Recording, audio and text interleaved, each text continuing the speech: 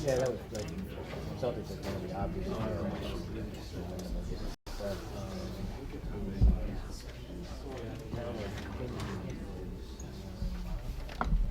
finalist for best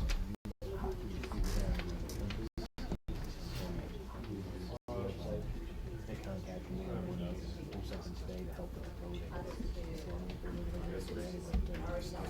Tomorrow.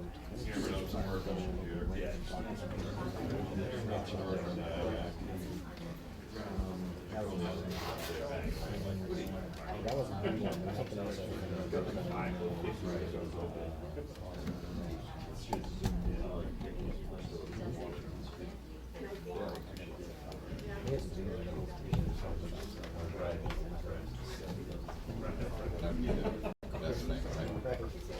Celtics look early available package something that takes us a half an hour to put together.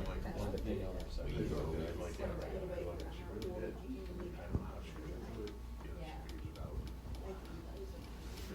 Right. Did you see that?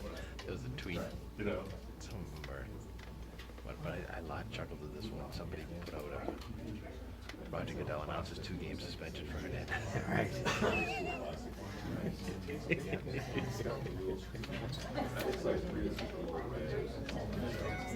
I thought I know, right about now, right? Wait for the verdict. Go. Right. That's right. I really did think that. I know.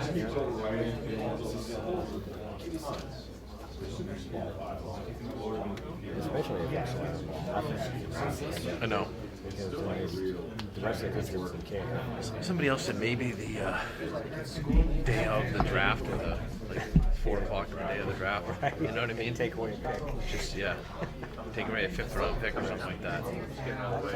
Nobody wants to hear this today because the Patriots couldn't have predicted it was going to kill him. I understand they couldn't have predicted it.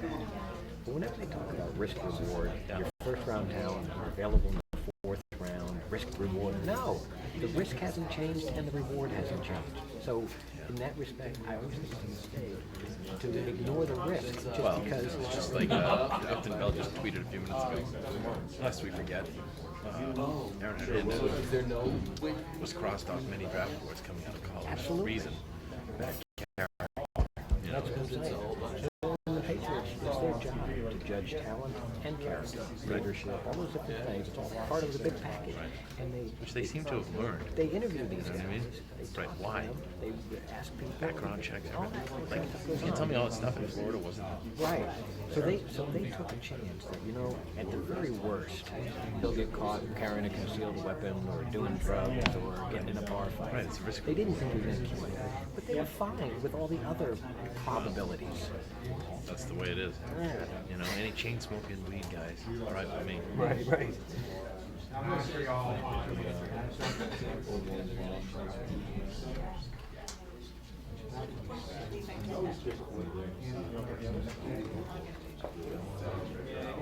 Maybe learning not only can you win without douchebags, you're more likely to win without douchebags. Yeah.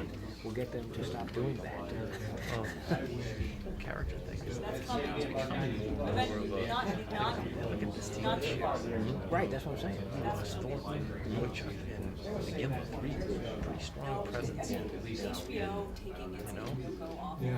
didn't want to forget that. It's just We were talking about John and Martin and I were saying the same thing yesterday. character. Like you just gotta have it. And on an everyday basis with teams now too, it's just, especially with young guys, when you're trying to bring young guys, it shows them the way, and You know what? If you're a team full of superstars that has no character and no one to lighten things up when the going gets tough.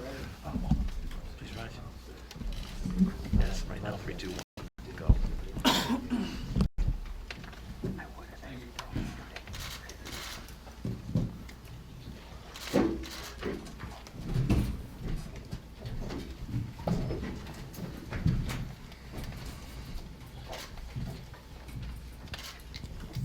Today's press conference will be be a straight question and answer press conference, and there will not be scrums afterwards. So if there are questions, encourage you to ask them here.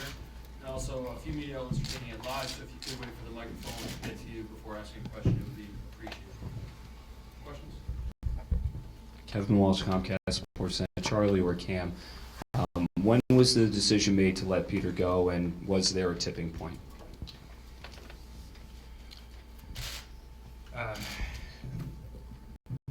This was a process that was iterative, and we had an ongoing dialogue.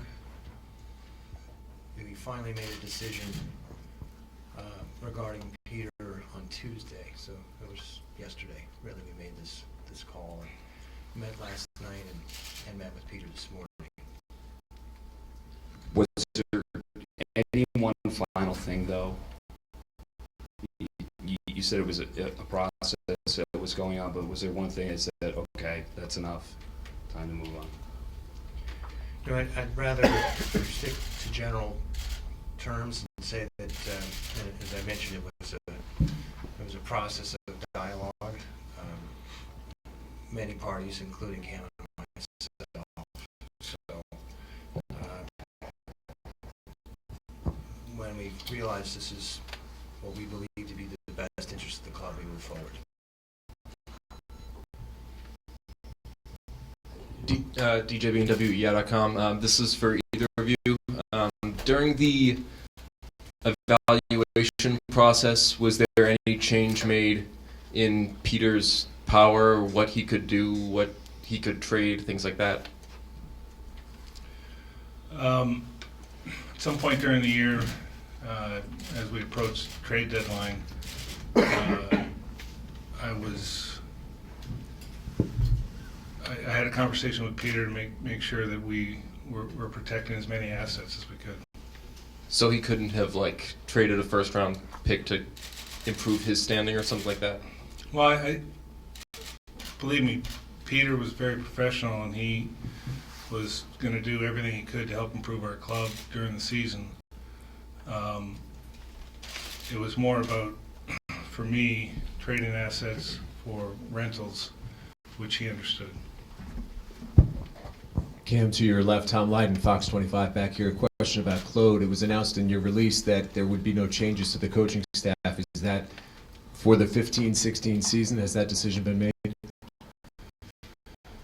It hasn't fully been made. I mean, we met with Claude this morning, Charlie and I, and we told him that we really believe that once we go through the exhaustive search to find the next general manager, that we will leave it up to that GM to decide what he wants to do with our coaching staff.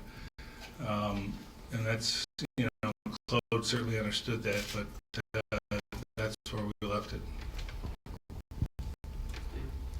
Steve Buckley, Boston Herald. Charlie, just to boil it down to its bare essence, why was he fired?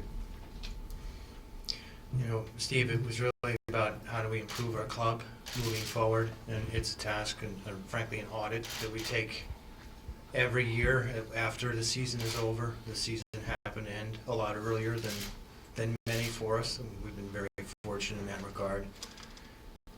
I think Peter had a very good tenure here, and you think about the stretch of playoff,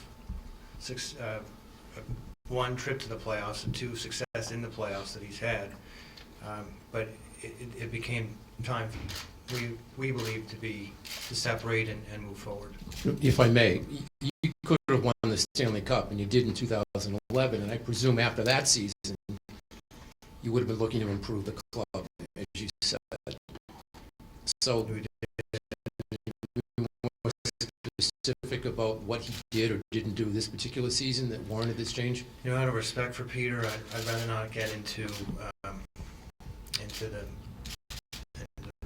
the mire of sort of day-to-day transactions or any things that we may or may not have agreed with, other than to say we felt this was best. But out of respect for your fans, can you just fine-tune it just a bit? And will you help me with this one? Yeah. Steve, it's really, there's a number of things that happen throughout the course of a year and throughout the course of tenure that I think myself and Charlie and ownership would probably evaluate. I don't want to get into specifics. I don't think it's fair. I can appreciate the fact that our fans would like to probably get us to be a little bit more specific as to why, but we believe that we made the decision moving forward to help improve the hockey club. I don't want to take away anything that Peter accomplished here. I mean, he's going to go down in the history of the GM has brought the Stanley Cup to Boston for the first time in 39 years, so that says a lot about his abilities as a general manager. But we just felt, and it's not just this particular year not making the playoffs, we just felt moving forward it was the best thing for us to do. It was not an easy decision to come to. A lot of conversations about it, but we felt it was the best thing to do moving forward. Emily Benjamin, Boston Globe. A week ago, this team was still in position to make the playoffs. If the team had made the playoffs, would this still have happened?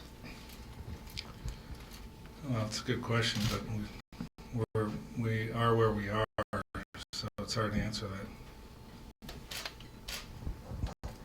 that.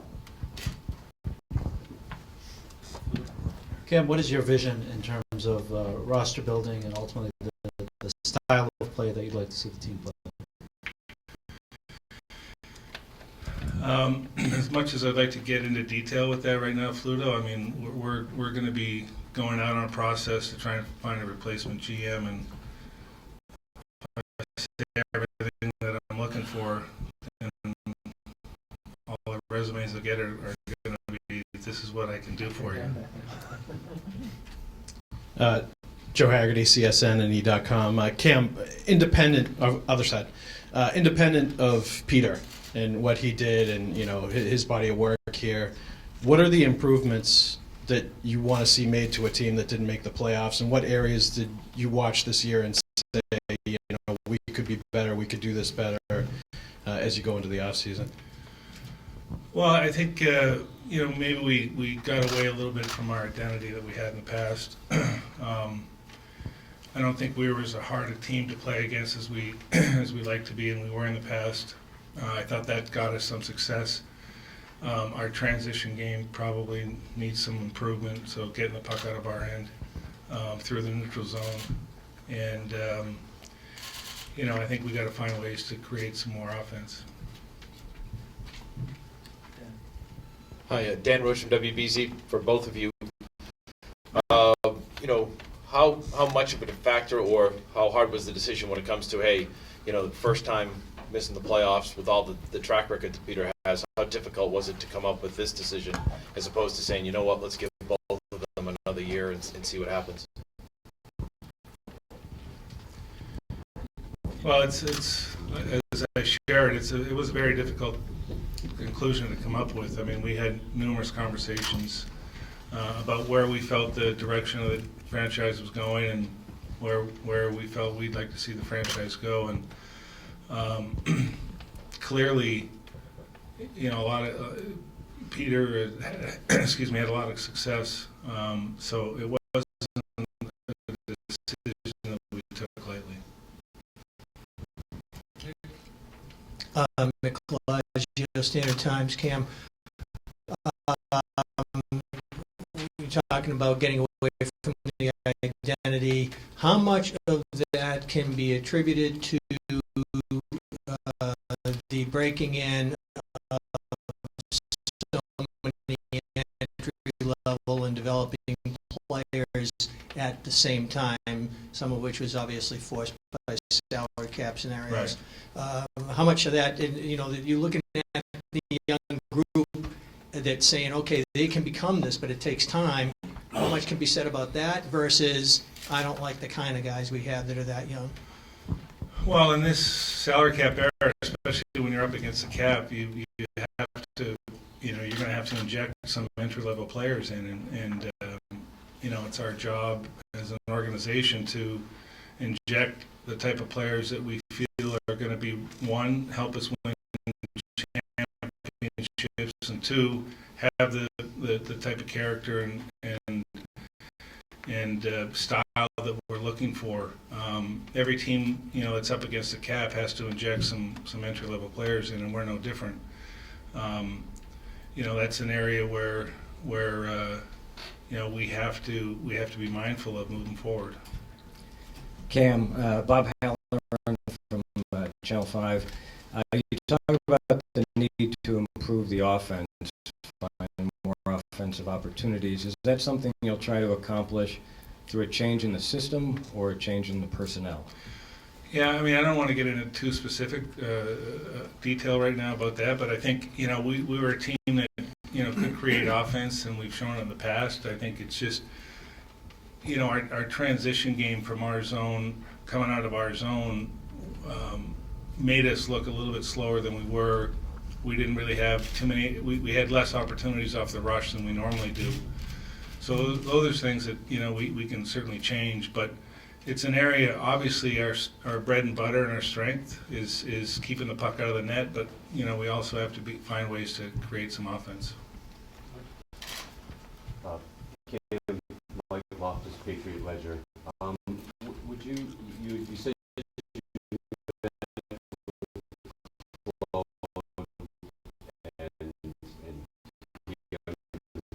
and the situation,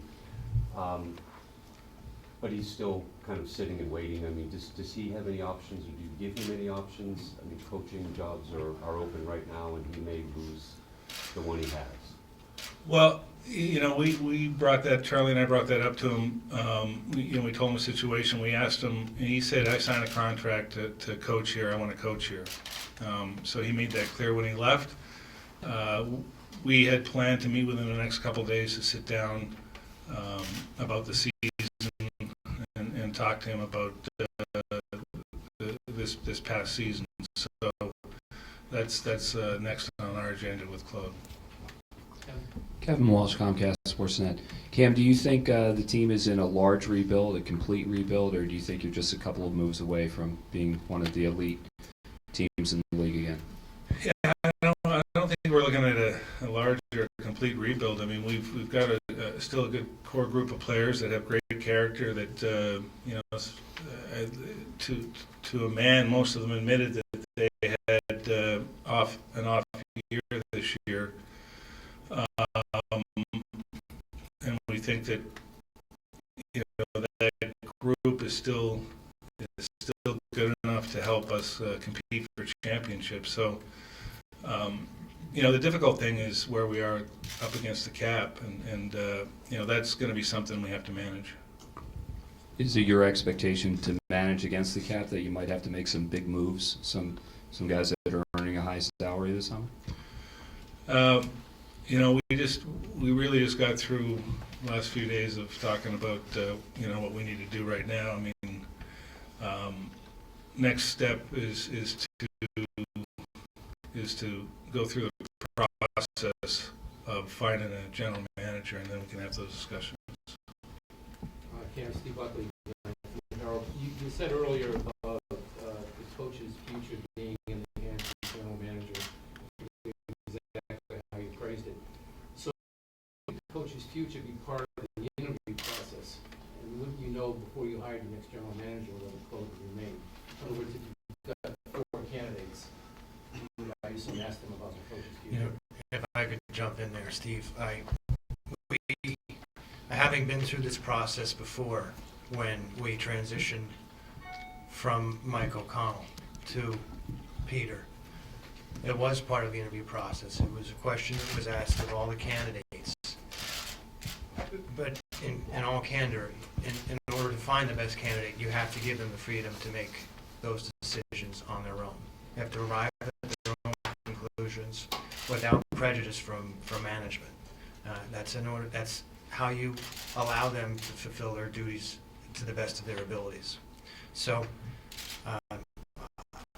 yes, it will be part of the process. We will certainly say we think we have a good coach. We'd like to hear your input on it. The decision is ultimately yours.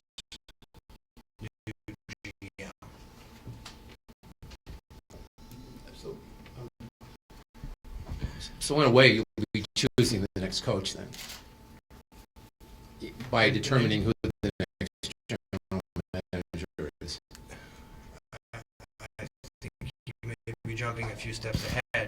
I think we are trying to identify the best candidate possible to be our next general manager. And the decision upon it is theirs regarding the coach. It's not too common, but picks can be moved for executives and coaches and things like that. Just with Claude in this sort of limbo, could you see a scenario where you trade Claude? I haven't even, I haven't even entertained that, nor have I really think that that's something. I mean, I think we have a good coach, as Charlie had mentioned. That's not something I've entertained. Mike Petrelli, WEEI.com. How would you characterize the relationship toward the end between Claude and Peter being on the same page? There was some speculation that they might not have been, and might that have factored in your decision? No, that didn't factor in our decision. Those two have they have, in my opinion, a great working relationship and have for a number of years. This was a very trying year for everybody. I'm sure frustration sat in, and that'd be a better question to ask Peter or Claude. But I know that at least I feel they have a good working relationship. Benjamin, Boston Globe for Charlie. Given the comments that you made in January, and given that the team didn't make the playoffs, did you have any choice or feel like you had any choice but to make this decision? Let me just, if I may, go back to my January comments. I feel they were accurate in that, in stating in January my frustration of where the team was. I think we were 9th or 10th place in the conference at the moment, on that day in January. And, I said for us to not make the playoffs would have been a failure. So here we are out. And by the way, my comment about the playoffs, I mean, the expectation is for us not only to get into playoffs, but to play for and compete for the Stanley Cup, not just to get in. I feel that got maybe lost a little bit in my messaging. But I don't necessarily think at the end of the season, okay, let's sort of wash our hands of X, Y, or Z associate. That wasn't it. It was, again, going back and sort of doing an audit of what had transpired throughout the year, where we were in terms of an organization and in terms of our depth, whether it be from our scouting department, our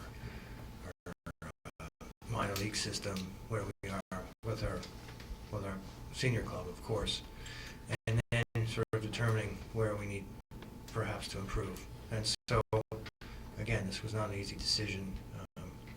Having a great deal of respect for Peter and what he's accomplished here, especially bringing back, I can't thank him enough for 2011 and the ride that was, but we felt it was time to move on, and this was the move. Cam, Tom Lightigan over here on the left side to you. I guess because we haven't heard it yet from you, and it's still kind of raw and new, just your analysis of what did happen, what from your perspective went wrong over these last 3 games when the opportunity to clinch a playoff berth was right there and the team couldn't get a win. Yeah, obviously it was frustrating. I think, Washington, I was expecting to come out a little different than we did, although that's a very good hockey club they got there, and we had problems generating any kind of offense in Washington. In the Florida game, I thought we started okay, and then we scored and we seemed to sit back a little bit, which kind of surprised me. I was hoping to get another one, and then we didn't. After maybe 10 or 12 minute mark of the first period, I don't think we played the way we were capable of playing. And then in Tampa, I thought we actually played pretty well. I think if we played that way in Florida, we might have had the 2 points in Florida. you know, I know it's tough from a player's perspective, obviously, when you put yourself in that position, when the organization and the team is in that position, having to win those games at the end of the year, you know, the pressure gets ramped up a little bit. But, you know, it's not just those 3 games. I thought we left some points on the table throughout the season. Just, you know, every team that misses the playoffs can say the same thing. So, Cam, you told Peter to preserve your assets. So were the moves he was making, were they still his moves? Was there an intention that he was going to be here type of thing? I mean, was Brett Connolly his move? Was signing Krug and Smith, were those his moves? Yeah, it was. Those were all his moves. Right. You know, when we're approaching the trade deadline, I have to look at our organization, not just for today, but for the future.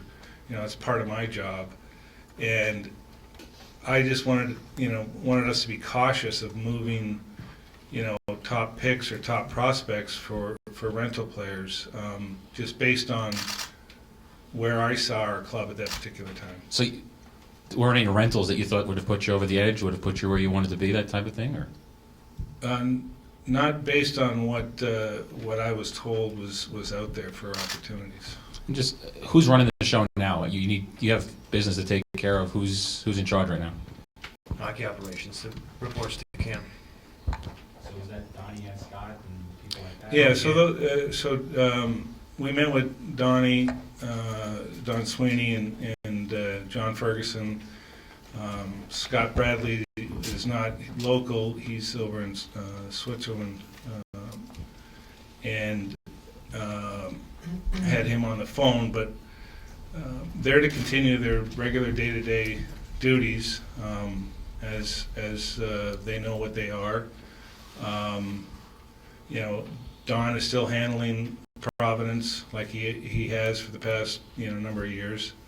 So anything that comes in from any hockey-related issues across the league or internally come to me, and then I'll decide where they go from there. Mike Loftus, Patriot Ledger again. Charlie or Cam, so you've left the vast majority of the hockey operations staff in place right now, and you know you're going to get resumes. I mean, will you speak to any of the people on site as part of this process? And I mean, are they allowed to, or will you seek their input on where the team is and where it needs to go? Well, that's something that Charlie and I, talked about. Obviously, we're going to have both internal and external interviews, to replace Peter's role as general manager. The thing that I like to see have happen is communication amongst the group and get a dialogue of everybody's thoughts of our hockey club, especially guys that have been around for a while. And those happen quite often, but it's going to continue to grow. Yeah, Dan Kagan, Metro West. You talked about this move was future. I'm just wondering, did you get a chance when you met with Peter to talk about what his plan would have been if he remained, and did that play a factor in this decision at all? Didn't specifically talk to Peter about his plan, so no, that didn't play a factor into it. Charlie, Peter's kind of paying for this this tough year cap-wise where the team didn't have as much money to spend and had to trade a key player before the season. Were you fully aware and understanding of and supportive of the Jerome McGinley signing in the first place, knowing what might come next? And for both of you guys, were you supportive of the Johnny Boychuk trade? Well, let me answer it this way. I have never with our GM's ability to make a trade. We work on a very called consultative process in terms of how do we make a decision. And fairly certain if Peter were standing up here right now and you asked him, was he ever prevented from making a trade by me or Cam or anyone, I'm certain he would say no. So we need to empower the GM to fulfill his job to the best of his abilities and not meddle in that regard. When it comes, the proof is in the pudding, so to speak, in terms of the product that he delivers on the ice and what's left. So we did spend quite a bit in terms of getting Jerome. It did put us in a tough and sticky situation come September.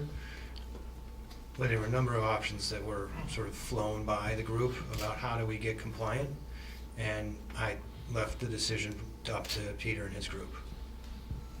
And that's to imply that I would have to vet it. I didn't. It's just to say what do you think is best. Yeah, they kind of put the team farther away from as competitive as they'd been in years past. Were you understanding of we're kind of screwed money-wise this year anyway, might as well get rid of another guy, or? Well, it wasn't as cut and dry as that. As we went through training camp and saw, we didn't see a push from below that we expected with certain guys. So, then it became a question of, we do have to get cap compliant. How are we going to do that?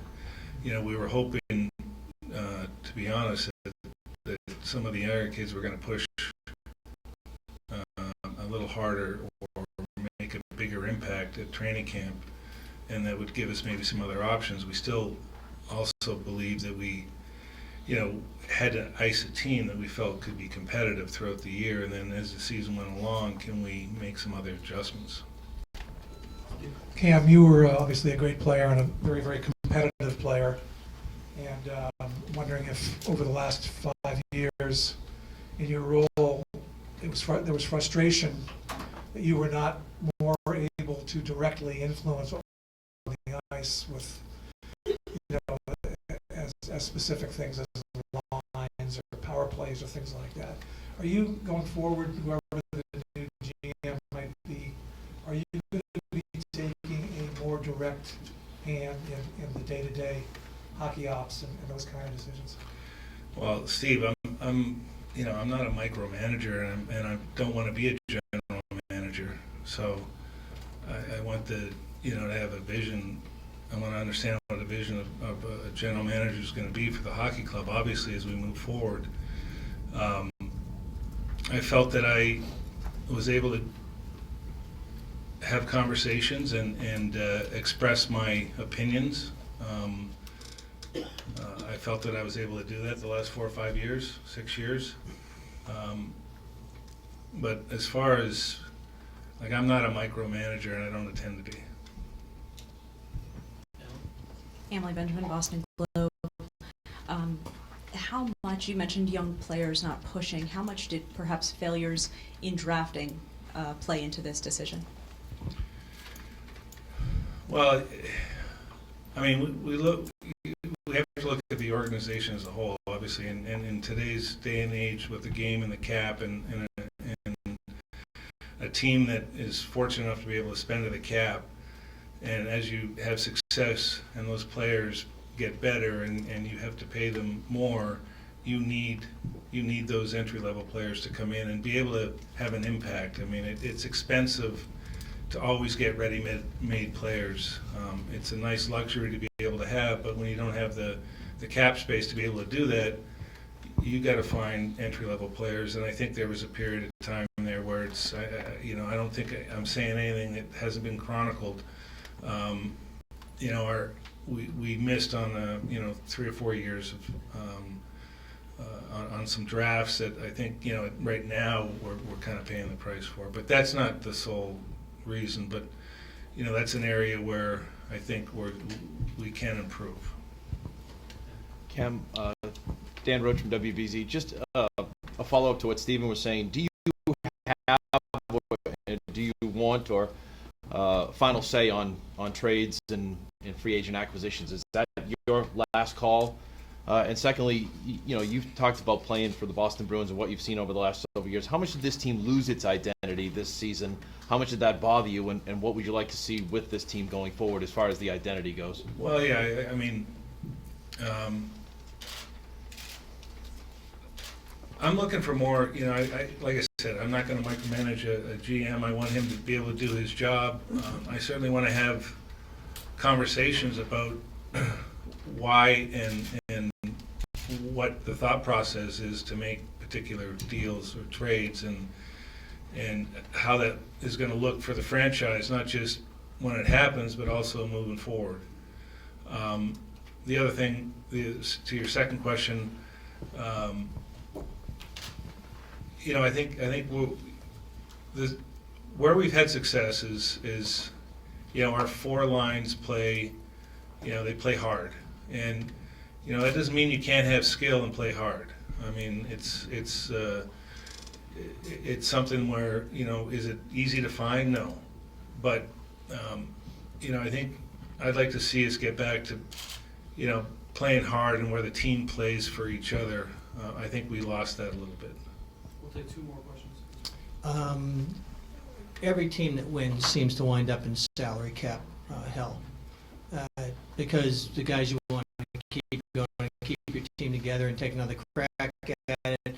You wind up with extensions, and you wind up with this gravitational force where you have a few guys on the team making a ton of money, and you have a lot of guys who are going to struggle to stay on the team if they're going to wind up making any money. Has anything from this experience of winning and going through this altered your philosophies as far as what to do if we get back to that point again, how you would strategize differently about that whole scenario? Well, it's complicated to, you're gonna, obviously when you have success, you like your players a little bit more than if you don't. But the biggest thing is, I really talk about, if you want to keep those better players, you need to be able to backfill with entry-level players that can play the game, and you have to, insert them into your lineup, and there's going to be some hiccups and bumps along the roads, but to stay successful and keep good players, you have to be able to backfill with entry-level players. Last one from DJ. It's kind of a two-part question, if that's okay. You guys thinking? You got one question. Are you guys thinking internal or external? ... I'll finish after you answer this part. Both. We're going to take our time and go through the process and make sure we make a decision we feel is best for the organization. And would an internal hire bring enough change, or do you guys not want to change too drastically with what you do? Again, it's really about what we feel is going to be best for the organization. Find the best candidate, period.